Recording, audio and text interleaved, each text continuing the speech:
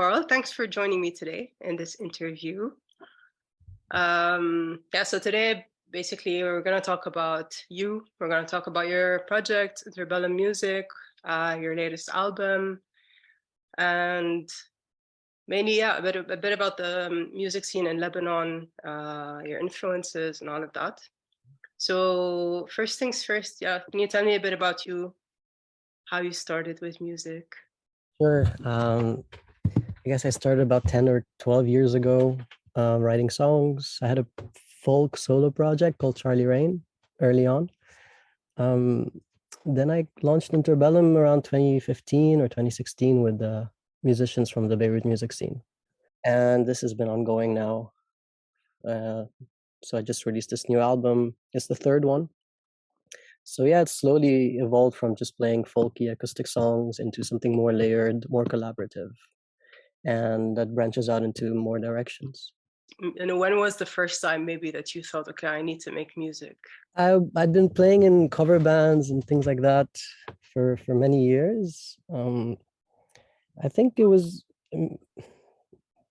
traveling around. I think I was in Paris. I met this guy playing on the streets. We bonded, became super close friends, and he was writing songs. And for me, it was a whole undiscovered world. So I think that really triggers something in me.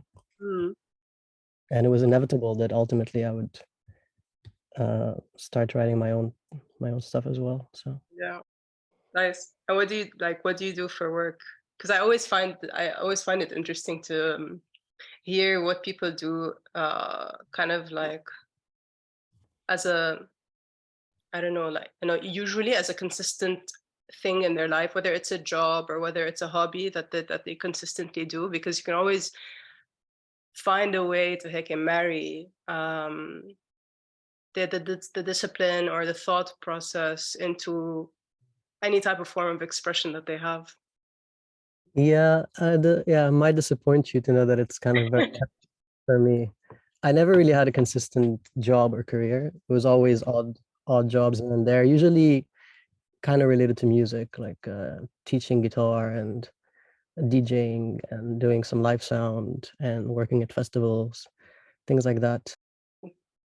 I mean, like if we talk a bit about your evolution in music, so let's say from when you started with cover bands to making your own, can you share, like, tell me a bit about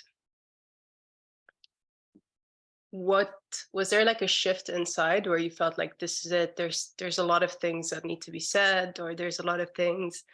Like, if can you reflect back on a certain transition that happened, or maybe an incident, or she?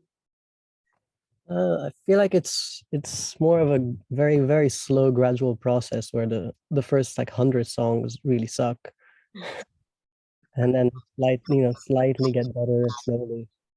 Um, and there's no real big event, but I guess there are a series of epiphanies that happen when you discover an artist you like, or a lyricist that triggers something in you. And I had a few of these, like the Beatles very early on, or Bob Dylan. These really formative experiences discovering a new artist, and that unlocks something in you. Mhm. Um, so that happened, I think, a few times, and every time kind of steering me into a new direction to where I am today. So yeah. Nice. So, like, if we talk about indie folk, what would be, like, if you were to name, I don't know, top 5 artists that like really, I don't know, speak to you in a certain way, inspire you. Maybe they just like sound مبعرف انه they sound like, okay, I really love the progression or the feelings they give. I think early on it was The Tallest Man on Earth, Mm, quite a big one for me. love the Uh, top others. yeah, and probably stuff like that was popular around then as well, like Bon Iver and things like that. But I think also it wasn't restricted to indie folk, so inspiration would come from everywhere.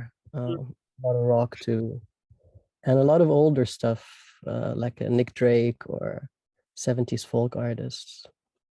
If we talk about like your early on albums, for example, oh, even before, when you started writing, Yeah. um, do you feel like there was it always like a mix of genres in your music, or مثلا كان دايما انه okay, like I want to start with this and then eventually starting to layer it, as you said? Yeah, I think early on it was pretty much indie folk, uh, Mm, by virtue of using just the acoustic guitar and singing. Um, and yeah, later on adding more and more layers, at which point I stopped really thinking in terms of genres and just taking the material where it wants to go, yeah. which is pretty liberating. Yeah. Yeah, I can imagine. When it's like, first off, for me, like exploring that album was first, you know, okay, well, the concept of the song itself, and then having some sort of a prequel or some sort of like a focus where you play around a bit with the sound, and you kind of prepare the listener to be like, okay, this is what this is going to be about now. And I'm just going to leave this right here. I found that to be very experimental in a way. Was that like, how did that come across? Was this, I don't know, part of the production process? Was it that you had a vision already? Like, let's dive a bit into that. It was a bit of an accident, a lucky accident. I've always liked albums that kind of flow as one piece. Mm. And I like giving the listener a bit of a break from my own voice, and just kind of giving it a bit of a flow. But those particular pieces, I think you speak of the detail, the ones that are called like the track plus detail. It happened, I think, in post production when I was mixing, and I would solo some elements to see, how it's all working, and I'd listen and think, oh, this is sounding cool on its own, actually.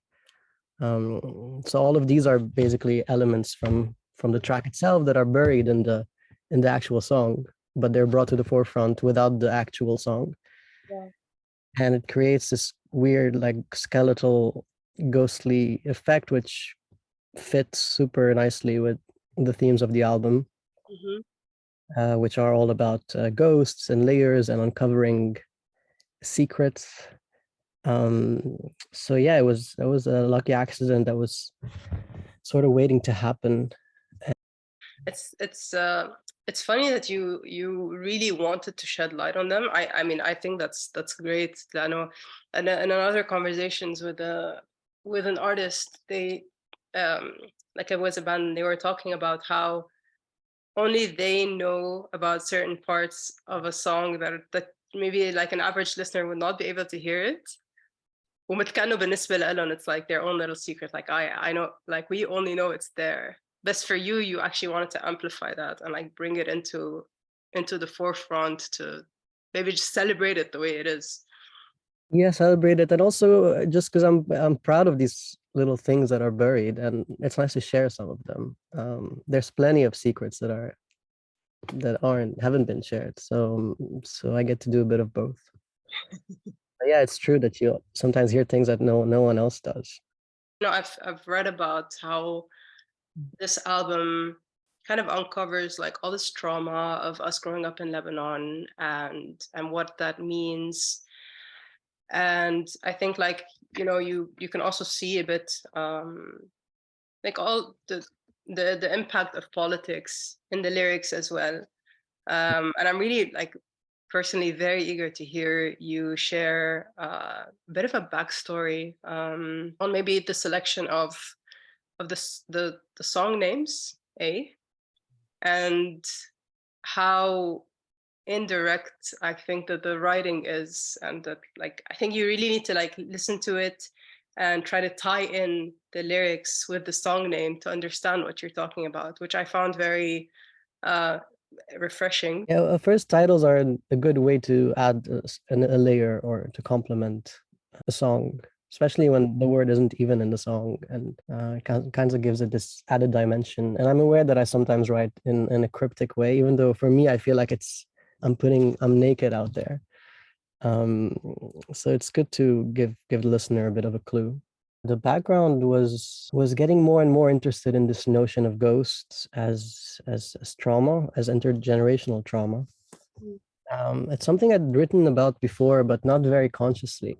So this time around, I really dug into writings about this, like Nicholas Abraham and Maria Turok, who wrote about um, the existence of crypts, where secrets lie buried when you experience a loss that is kind of unspeakable and that you don't assimilate properly.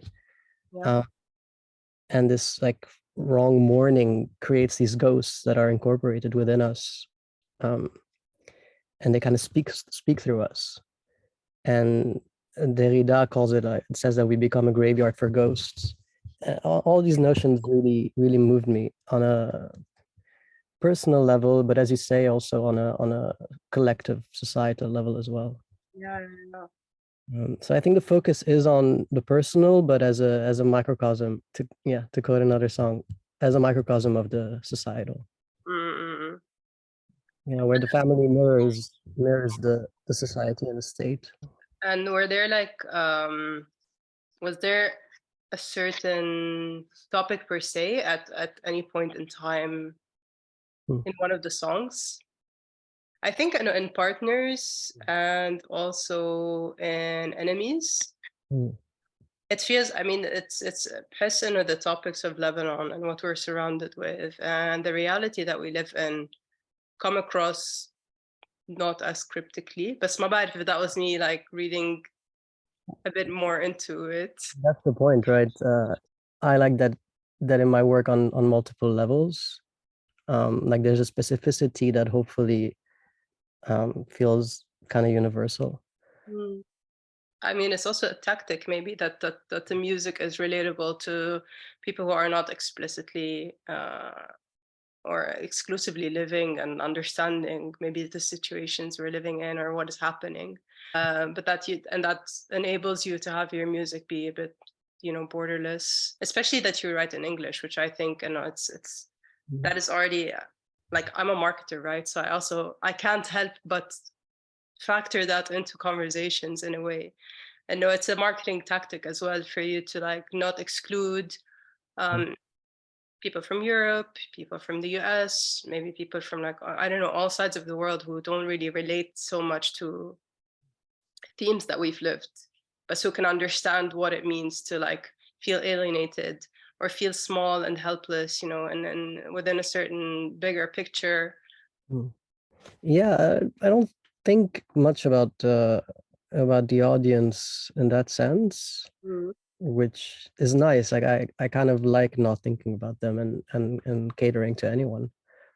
Um, but yeah, I like the notion that it might, anyone could listen to it and see something, or that it might evoke something. I mean, you don't need to live through a situation to relate and empathize.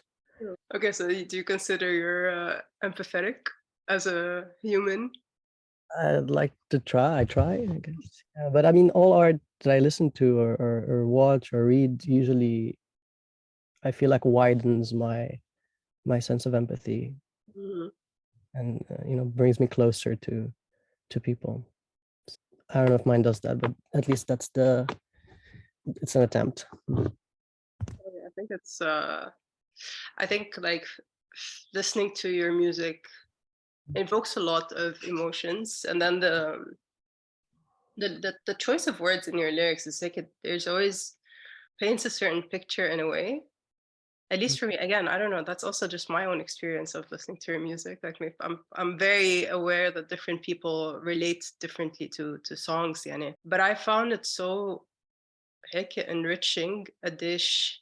The lyrics sometimes are just so مش simple in a way that's like I know they're not like basic, but they're just they're simple words. You're not using complex language. Um, and sometimes it's just a few words that already carry so much meaning or have the ability to paint a certain picture. But then the music is a lot more complex. Mm. And that هاي المارriage بين هول الاثنين was I think what makes the album really stand out and what's I don't know, I see it's already being picked up by different platforms and blogs for Yeah, I mean, it's all valid how anyone chooses to listen to how anyone receives it. Mm.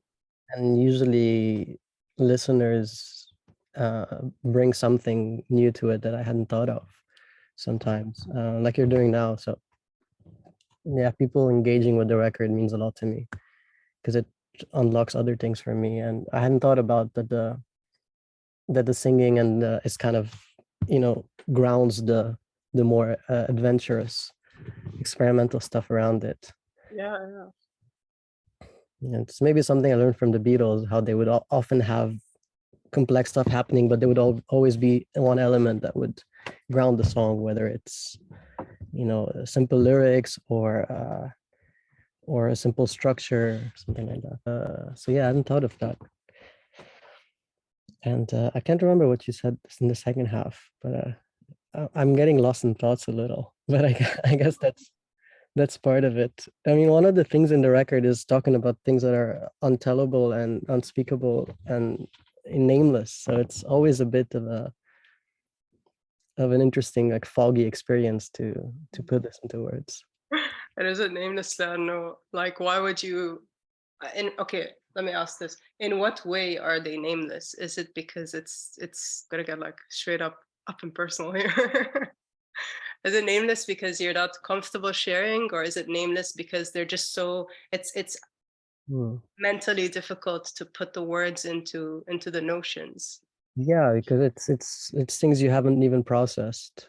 Mm, Sometimes losses that are so monumental that they're unspeakable, uh, and it's because yeah, I mean, ghosts have this, like, slippery nature, whereas it's hard to really, like, they're indistinct and blurry, even though they're familiar. So there's this notion of things slipping away. Um, yeah, I was looking at the lyrics. Like, I'm one of those, like, writers who control F's and looks at words and see, like, did I use that word too much? yeah. Uh, and I realized that I use things a lot, Mm, like, and that's kind of a no-no in writing and literature. stuff. But I don't know if it's like an excuse, but I mean, I don't think so. I think it's because those things are untellable that that I find it's a valid use of it. Like, you can't even really pinpoint it, and that's the attempt of the record, um, is to name these things and point them out and dig up some sort of truth. Yeah. 'Cause, I mean, since we're talking about like the album Our House is Very Beautiful at Night, what would you say are, I don't know, your favorite few lines or favorite few lyrics from different songs? Mm. Dum dum dum. Yeah, I don't know. Or maybe it doesn't need to be like all time favorite. Maybe something that's just been stuck with you for the past few days. Well, my friend pointed out the line, "I stay up late and think heavy things" in Enemies, which is, I feel like it's one of my few successful attempts at writing something really simple, but that carries something within it. So I like that line a lot. Every once in a while, I remember a line that jumps out to me, but that usually happened during the writing, where I get excited about a line, and now it's just become embedded in the song, and I don't think about it too much that way anymore. I think that's also a bit like when you've produced something, you just put it out there. It passed in a way, right? I mean, we started this conversation, you telling me that you're just still kind of like landing after the release, and in a way, for the listeners, it's Mm. just a start. It's Yeah, but out there, but for you, that keeps me involved, which is good. And sometimes surface and mean a lot to you in certain moments, and sometimes they fade back into the background. mm, and like if we look back at like your previous work, from like 2018, Mm. you like so I always wonder, like for artists, does your previous work stay with you for long? Because, for example, I've noticed, like with More Than Indie, um, I dig up these songs like from like really old times sometimes, and I put things out there, and I would tag like artists, and sometimes they do respond, and they're like, "Oh, thank you so much." But then I wonder, do they still relate to their own music Mm. as a listener would when you're like, oh, for example, like as Anna, I'm listening to a song and I heard it, I don't know, like when I was 18, and I remember specifically where I was, and it's so ingrained in my memory. Um, so then I relate it could even be that I relate so much more to the song than the artist like does himself or herself.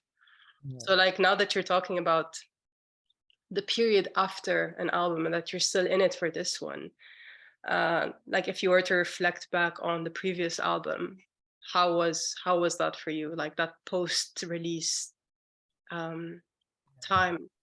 I can't speak for everyone, but every artist, but I feel like we tend to be our harshest critics, and I feel like every album, like I still like the last one a lot. And as I go backwards, I kind of like them a little less, or I feel like slightly uneasy about them, or I would like to change some things, or because you grow and change as a person, and your interests change as well. So I think it's just, yeah, chronologically. Diminishes. But I still like the last one a lot, and that's surprising to me. And it's maybe because as you get older, you zero in on what you like and what you want to sing about, and you get a little more. You could stand behind your work a bit more. Mhm. Um, So hopefully that's wasn't an exception, but it'll stay that way with this one as well. Yeah. So Dead Pet's Old Griefs was done with TuneFork, right? Or Yes, that was produced and recorded, and pretty much I could almost like a duo with the Fadi Tabat in tune. And musicians who were around who played on the album as well, like Pascal and Julia and Maiwan from Postcards, and Kamika Babe from Kozo. Um, so it was kind of a collaborative effort more than this one. Mhm. But like how would you describe the music industry in Lebanon specifically for like local artists who maybe also have like, big ambitions, big goals to produce like quality sound? There's a tremendous amount of activity, of concerts, of collaborations, of it's. I've always felt like it was a pretty busy, active scene, but I feel now it's turbocharged, and maybe also, I mean, sadly, because of the crazy events of the last few years, people kind of put everything they have into making music. I think partially because you need to make ends meet, so you work more, but also because it's one way to cope and react to everything happening. Yeah. Very grounding force to work on music in that sense. So You find refuge in people who enjoy the same things and people who speak your language and who are able to help you, express yourself in a certain way. Um, and I think, now I'm able to zoom out a bit now that I'm getting to kind of see the music scene happening, and well, at least again like the indie scene or like the alternative or the underground scenes of different Arab countries, and the other ones don't have such a huge scene either. And at the end of the day, most music that comes out of the Arab country is like Arabic music or Oriental music. And so you still see that within all these underground scenes, and it is really community driven. And you have it's ultimately like the same bunch of people circling around, supporting each other, helping each other. It's so important to support each other and work together. I know it's there's such little resources and there's such few people doing it that it's even pointless to like work against each other or like not collaborate or compete. Do you also see that as well? yeah, for sure. I mean, there's the aspect that the communities is super tight, and gets even closer when in the face of all the disaster and the tragedies around us. But there's, yeah, the dimension of resources, a lack of resources, of structures, of funds. Like here in Berlin, you have, I mean, it's not perfect, but you have a support system of sorts. Whereas in Beirut, we're our own support system, and it's beautiful, but it's also, I mean, it's a lot to take on. So yeah, I'm super appreciative of it, and uh, everyone who tries to make things happen, like TuneFork, which is a bit of a nexus for all that musical action. Yeah. What are your plans now that the album out? Like, do you have any tour plans? Do you have Like, what does the near future hold for Interbellum music? I want to get to writing. That's one of the things about releasing a new album. You kind of Yeah. clear archives and can also declutter your mind so you can move on and work on something new. So I know the album's just come out, but I'm already excited about the next one. Are there any like themes that you are relating to lately, or that you're, I don't know, feel that you need to write about? I feel like I'm not done with ghosts, but it's like I really permeate every aspect of our lives. But you never know where inspiration might come from or what might change. A lot of it is really not consciously done, and I mean there is a bit of steering that happens, but the beauty of it is it just kind of materializes. If we talk about your writing process, and you're saying like things just come naturally, or so, like, have you tried both? Like, have you said, okay, now I'm gonna write about this thing, and you just force it to come out, or does it just come and you have to like write it down and the gif of the moment? Yeah, it's a mess, honestly. It happens in all kinds of ways. A lot of it is just kind of an outpouring, Yeah. things that are bottled up that just come out, or melodies that come out and suggest some lyrics. Or in the last this new album is maybe the first time where kind of knew what I wanted to write about, which isn't usually the case. Mm. And I thought it would be a hindrance because I'm very, you know, scared of of my conscious mind. I don't want it to have too much of a say in things. Yeah. But it helped. It didn't really hinder it. There's all sorts of ways to do it. Um, and gathering lyrics, ideas in a notebook, stealing a lot from songs and books and films. So it's really like a collage of lots of different things that come together, and a lot of editing. Mm. Refining. So you definitely have that, maybe the refining phase of your work. Yeah, for sure. Yeah. But I read that a lot of artists do that thing where they're playing and then they just sing gibberish. Words start forming, and then you kind of hear things that are coming out, and it's I do that too. Sometimes the stuff that comes out doesn't make sense, but it's really evocative, and then you kind of sculpt it in a way. Um, so yeah, there's no one way of doing it, and for me as well, it's a messy process. I think that's also the beauty of it, right? When you just don't filter what comes out, and you say like, okay, now, well, I'm gonna do this thing now. I'm only focusing on this song, but rather maybe sometimes like something would come out and you think, okay, that doesn't quite fit here, but it definitely has a place of its own. And in that sense, you're kind of like cascading the creative process, and then just allowing yourself to flow and express whatever comes out. I mean, I read the lyrics sometimes on pieces of paper and I put them on the wall, like some detective or something, like making links and Really? Do you have a photo? I don't think so. I can restate it for you though. It doesn't look as good as the movies, but yeah, there's definitely a lot of that kind of work that happens on a micro and macroscopic level. Yeah, I think that generally covers like the subject of the album and the notion of ghosts and all of that. By the way, are you spiritual? Because I feel like I want to ask the questions just lingering in my head. More and more, I feel like when I was younger, I was kind of aggressively anti, religious and that kind of stuff where you think you're smarter than everyone else, and you're going with reason over. I don't know, there's a certain arrogance to it that I've shedded over the years, where I leave a lot more room for the mystical Yeah.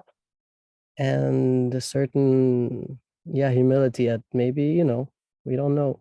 I don't know if I'm spiritual, but I've definitely allowed it more room in my life. Do you have a question for me? Yeah, and I'll ask you a lot of what you asked me. Are you spiritual? Yeah, I would definitely think I am. I think even from a young age, uh, at school, and I think also like spiritual slash into the mystics. So, and again, Yeah. I wouldn't know what category that fits in, but I remember in 10th grade, our English teacher gave us this extracurricular readings about the pyramids and then like black holes and like crop circles. And I'm like, this is so cool. And I'm like, no way. Like, how are these pyramids built? Of course, there must have been something bigger than us that made them. And I used to watch this show called So Weird. When I was like, it's also, I don't know, it's like all this like supernatural things. But then I think in modern times, definitely now, like I think the We've Hmm? lost that a bit. I, We've lost some of that magic, I where think so. But I also think it became a bit more I don't know how to describe it. Like it became more of a practice. So you have these people who are doing readings or like and in a way it became more mainstream, and perhaps in that sense it lost some of the magic of like the what could it be, you know? I was talking to a friend about this a couple of days ago because we were talking about Henri Bergson, the French philosopher, and he was a big influence on the album actually, and his ideas about time, Mm. and he clashed with the scientists and with Einstein in particular because his ideas were that like clock time exists, but that there's kind of emotional time, experiential time, uh, and he was part of, I think it was part of a movement called the spiritualists, not in the sense that they would, have this Ouija board sessions, but they just allowed room for this internal experience. Um, and the idea that time is durational and it's a stream, it's not a series of distinct moments that are unrelated. Yeah. Mm, and yeah, we were talking about how we're losing some of that mystical in our daily lives, and it might be nice to bring it back a little. Yeah. It's funny that when you talk about like it's a stream and not like these instant moments one after the other. Um, I think that there was a phase in my life a few years back when I was in a bit like I wasn't in my, I don't know, like usual wholesome self. Like there was, I don't know, 1 month of my life where I just like completely shut off. I really wasn't happy. Everything was tasteless. Like I think it was plus I thought it'd be like 1 month depression phase and like ultimately got out of it. Um, and I really like I could actually feel and I was experiencing time to be so fluid that I would almost not feel like I went to bed and started a new day. Like it just stretched on and on and on. Yeah. And that was very unusual for me because I tend to experience life as like, okay, if a new day starts, of course I would have like residues of the day before or the night before that I can feel. But in my head, خلص, it's a new day. It's fine. Like, we put that in the past. It's fine. Um, so yeah, I think it has a lot to do for me, and I think it has a lot to do with how your state is energetically and how much you're able to maybe like shed certain things or process an experience or a thought to feel like, okay, like I'll put this here and I can carry on Mm. with certain things. Yeah, I mean, like clock time is a way to compartmentalize and structure things and organize them. But maybe in the time when you were like, intensely vulnerable, you were more like, acutely aware of the real nature of time, Yeah. which is your consciousness, and I feel like that's something we deal with in Lebanon a lot. This idea of the past persisting into the present, uh, Mm. during melting into the present, and it's definitely related to carrying these ghosts around from the past into the present. and the future being kind of unrealizable. Yeah. So Yeah, I mean, I think it's when you talk about like things weighing you down, or like your traumas being these ghosts that just haunt you or stay with you forever. I mean, it is ultimately when you're not able to process an emotion, it sticks, and then also like the energy gets stored in your body in a certain place, like, and then you start feeling pains, or um, you get nightmares, and then it really is like once you've processed an emotion, or like, and then you release it, then you make way for something new. And I think that's even like if you expand outside of Lebanon, like I think a lot of people get stuck in their past ghosts. mhm. Yeah, we need to exercise them, you know. You know, the record is this sort of psychoanalytical attempt to unlock and uncover these ghosts and bring them Yeah. to the forefront. And were you able to? I mean, like, considering that you still name things as things. Yeah, it's hard. I mean, um, I don't know. I don't think it's successful, but it's a journey. It's a process, and it helped me and changed me, and hopefully it stirs something in others too. Well, I mean, do you have any tips on how to listen to the album, or do you think, I don't know, like it's made for a certain setting or a time of day, or since we're talking about time? I mean, the only thing I kind of care about is that it's listened as a whole, which is more and more rare these days in the age of playlists. Yeah. Um, but it's definitely made, with the sequencing and it's made as a whole, and a lot of care was put into that. So, I mean, I don't mind either way, but I feel like it's might be a more rewarding experience to take the whole thing in like that. Yeah, yeah. Definitely not on shuffle. Butcher the album by listening to it on shuffle. I mean, some songs kind of leak into each other. No, I know. And you lose track of that whole thing. Yeah. Yeah, the production genius that went into it. Sad, you would be very sad. I mean, I couldn't have finished it without him, you know. I did work on it in Berlin without him, but first I was thinking of him the whole time because I spent so much time in the studio with him, Mhm. learning from him, and I realized how much I was doing things that I'd learned from him. And then even later at the finalizing the album, I kind of couldn't do it without sitting with him and getting his stamp of approval. He's definitely been with me on this one as well, even if in a different capacity. Yeah, I think like the influences of other people and how much they can help shape certain things in you. But I think it's really like we can never lose track of that. Has honestly, I think like on a very personal experience, like moving uh, out of your hometown and moving into a country where you like really barely know anyone, you start paying more and more attention to like the importance of having these, I don't know, sort of like milestone people in your life. Yeah, I mean, no man is an island, right?